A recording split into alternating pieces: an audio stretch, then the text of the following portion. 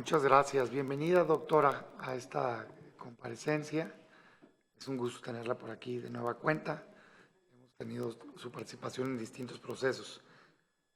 Yo le voy a hacer unos comentarios que le hice a sus dos anteriores compañeros y las mismas preguntas que le hice a sus mismos anteriores compañeros. Déjeme empezar con el comentario. Ya se lo he comentado en lo particular, pero lo comento aquí. En mi opinión, para tomar una decisión de esta naturaleza, en lo personal veo tres cosas. Trato de dar una idea del tipo de ser humano, que es un buen ser humano, a quien se está eligiendo. Segundo, evidentemente, su capacidad, trayectoria, profesionalismo. Y tercero, y para mí más importante en este momento en la vida pública del país, la garantía de autonomía e independencia. Y para ello, pues he preparado algunas preguntas que me gustaría conocer sus posturas sobre temas polémicos que han tenido debates interesantes al interior de la Corte y en algunos de los casos que han estado con votaciones, pues que un voto puede hacer la diferencia. Y en lo personal me es muy importante conocer esas definiciones.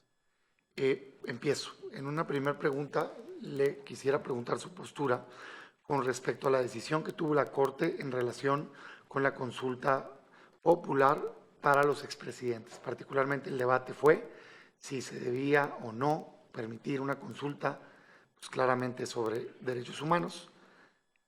Una postura decía que evidentemente no, que la justicia no se consulta, se aplica, y otra postura encontró la manera de defender y apoyar la propuesta del presidente.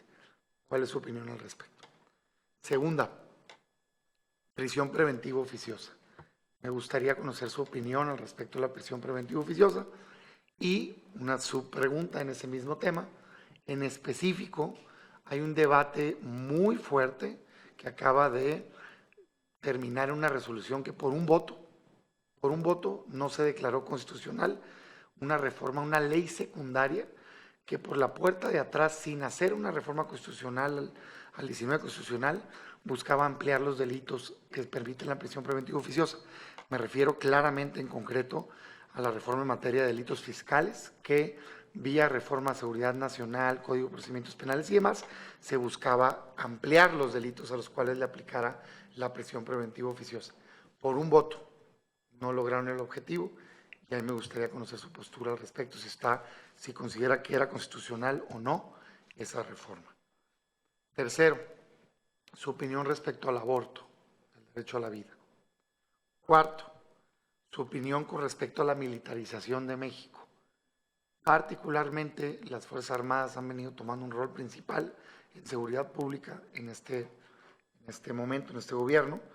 Les han estado aumentando las funciones civiles y muy en concreto se hizo una reforma en la Guardia Nacional que le dio un permiso de 5 años con reglas muy específicas al presidente para usar las Fuerzas Armadas, apegado a la resolución de la Corte Interamericana. Y el mandato es que la participación solo puede ser en tanto sea de manera extraordinaria, regulada, fiscalizada, subordinada y complementaria. El presidente sacó un acuerdo que simplemente recita las mismas palabras y pues no dice nada más, y hoy está impugnado. Me gustaría saber si usted considera que es constitucional la participación actual y el acuerdo en específico.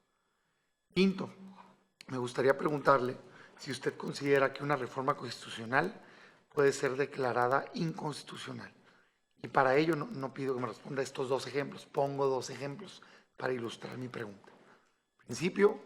Primero, principio de progresividad de derechos humanos. Artículo primero, pues básicamente se supone que a partir de esa reforma, pues ya no podemos ir para atrás en materia de derechos humanos. Sin embargo, este legislativo, pues un día sí, un día no, aumenta delitos, al catálogo de delitos de prisión preventiva oficiosa, que es una limitante de derechos humanos. Si existe el principio de progresividad, pues no se debería poder hacer. La pregunta es, ¿pueden declararse inconstitucional ese tipo de reformas? O déjeme llegar por otro ángulo al mismo punto, pues una inconvencionalidad.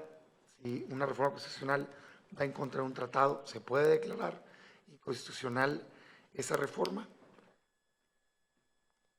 Y por último, porque mencioné el tema de autonomía e independencia, ya le he hecho la pregunta muchas veces, pero además mi compañera tiene la misma pregunta para todos los aspirantes y creo que va a estar cubierto.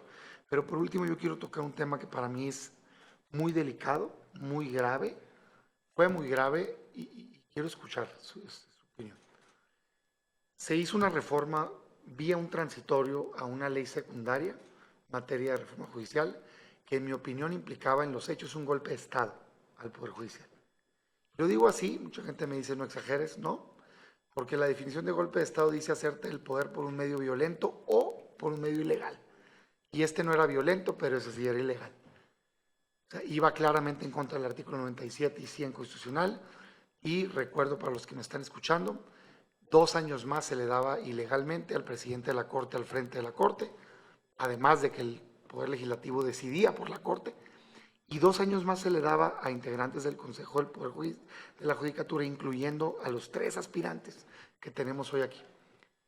Y no hubo una postura al respecto. Mi pregunta es ¿por qué no se manifestó claramente en contra de esa reforma cuando generó un debate público muy lastimoso para el Poder Judicial?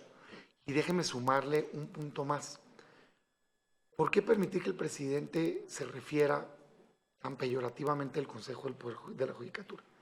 O sea, dijo en específico que estaban adormecidos y que no estaban haciendo nada por combatir la corrupción, y particularmente se refirió a ustedes 3. Me pareció a mí ofensivo. Ya termino. Y quiero saber por qué no consideraron adecuado expresarse al respecto. Por sus respuestas, muchas gracias, aspirante.